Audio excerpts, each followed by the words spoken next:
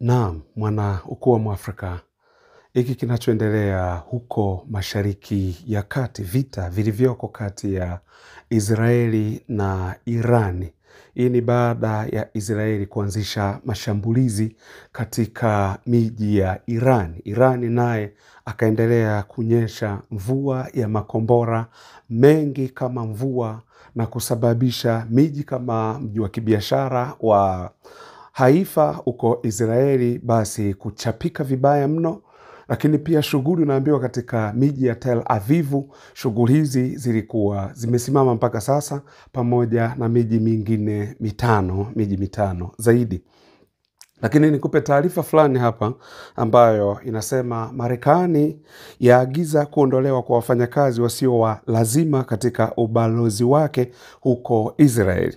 Nasema vyombo vya habari vya Kizayuni vimeripoti kuwa kutokana na hali ya vita inayoendelea, Wizara ya Mambo ya Nje ya Marekani imeamuru usiku wa kuamkia leo kwamba wafanyakazi wasio wa lazima pamoja na familia za wanadiplomasia waondolewe kutoka kwenye ubalozi wa Marekani ndani ya ardhi ya Palestina inayokaliwa kimabavu na Israeli, kwa sababu ndivyo inavyojulikana hivyo.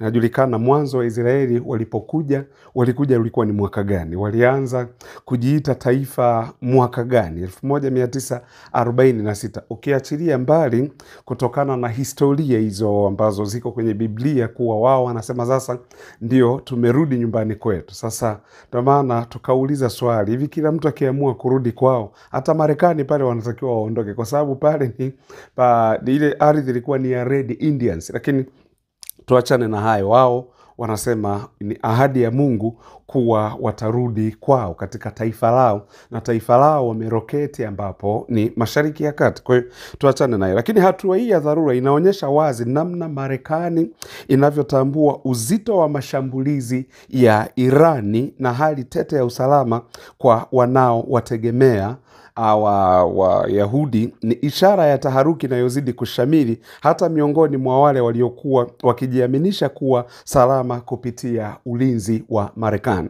Kwa sababu kwa sasa makombora ambayo Irani anayarusha upande wa Israeli ni makombora mazito, na pamoja na kuwa Myahudi ana mifumo ya ulinzi pale iko kama hivyo, Iron Dome ziko pale, kama Arrows 1 na 2 na 3 ndo wako wanazitengeneza na zenyewe ziko pale.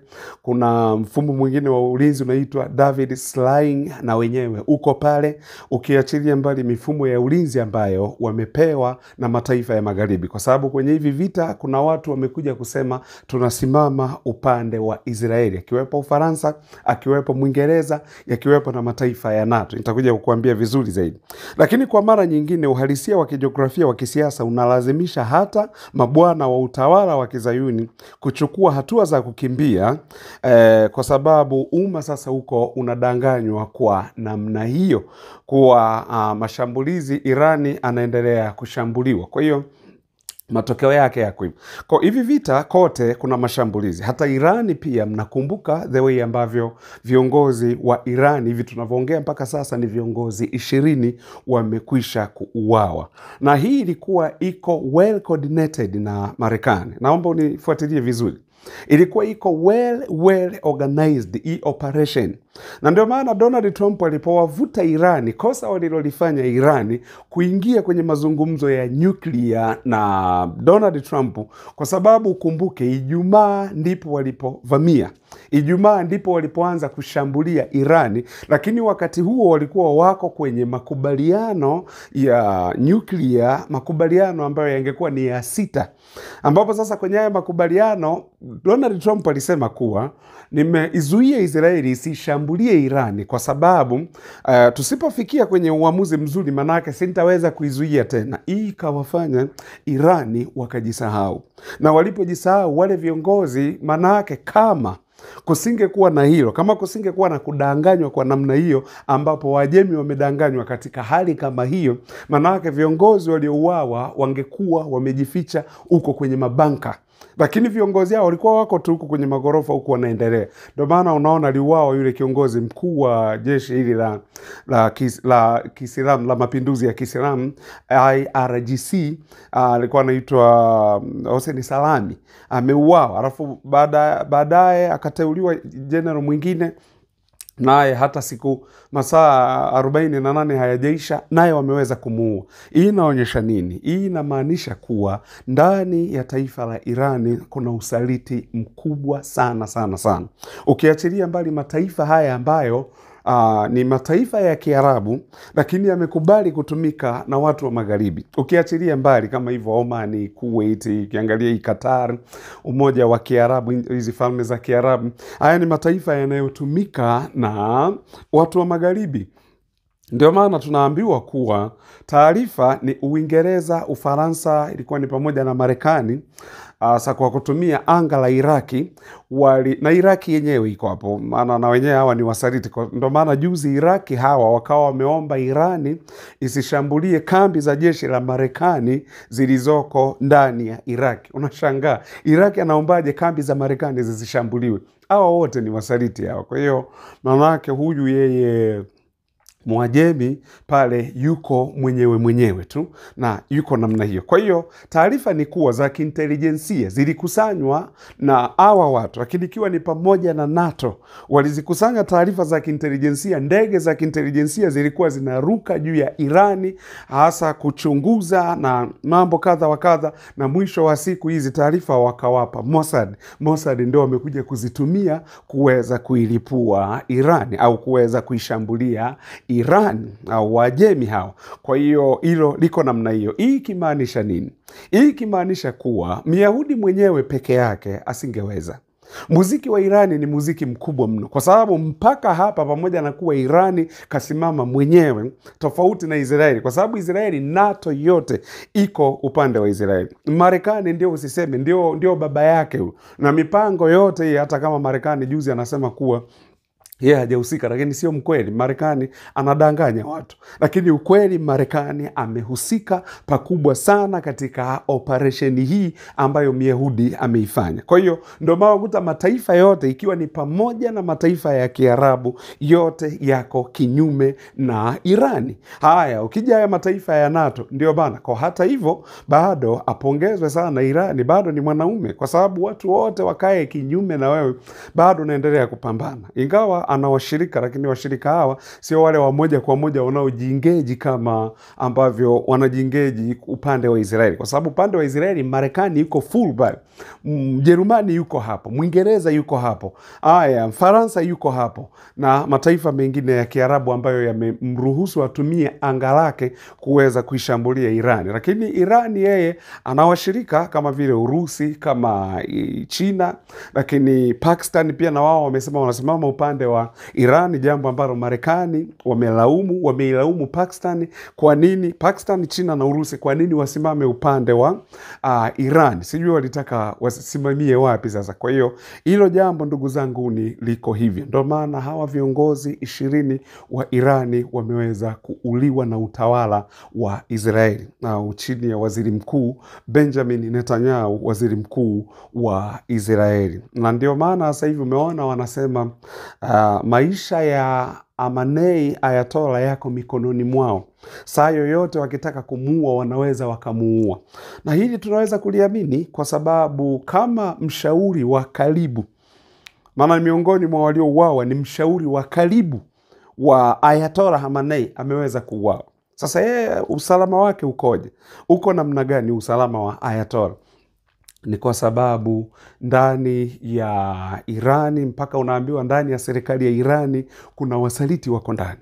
Na hao wengi, kuna Wairani ambao ni Wayahudi ambao ndio wanaotumika sasa kufanya haya mambo yote. Lakini ndege hizi zimekuwa zikitumika kupiga na kuua hawa viongozi. Lakini bado tena upande wa Irani wenyewe naye amekuwa pia vile vile akishambulia sana upande wa Israeli. Kwa kinachoonyesha ni nini? Ni kuwa Israeli walijipanga, na katika kujipanga kwao ndio maana kule Israeli kila nyumba chini kuna banka banka ziko huko chini. Kwa hiyo wanaenda kujificha huko. Kwa makombora haya yanayopigwa, yanaenda kudhuru majengo, ingawa kuna watu wengine inaaminika wamefukiwa kwenye vifusi ndani ya taifa la Israeli, lakini makombora haya yanaenda kupiga majengo, na majengo haya basi yakiharibiwa, lakini raia wako ndani huko. Ingawa taarifa kutoka Israeli zinafichwa sana, na unaambiwa mauaji yametokea ni makubwa mno Israeli, lakini taarifa wanazificha sana Wayahudi,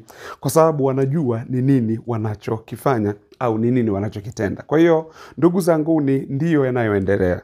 Lakini mwisho wa haya yote, uchumi wa dunia utaenda kuyumba kama hivi vita vikiendelea.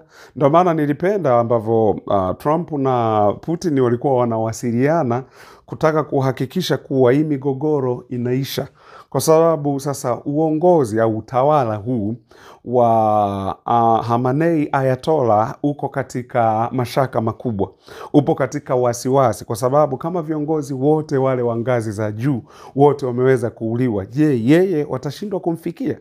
Tujaribu tu kujiuliza, watashindwa kumfikia kweli Ayatollah Khamenei? Sasa manake inakuwa ni nini? Na ukumbuke kufa kwa Ayatollah Khamenei itapelekea mambo yakawa ni mabaya zaidi.